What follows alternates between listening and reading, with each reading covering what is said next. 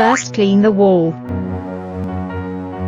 Second, measure the size of the wall. Cut the wallpaper to the corresponding size. Third, install the wallpaper. For easy match the edge.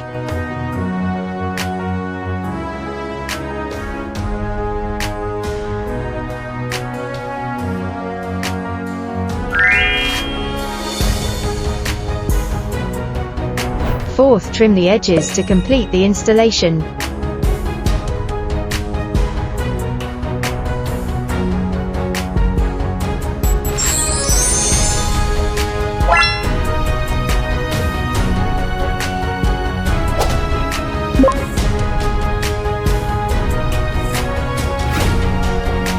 Contact me to receive a free sample.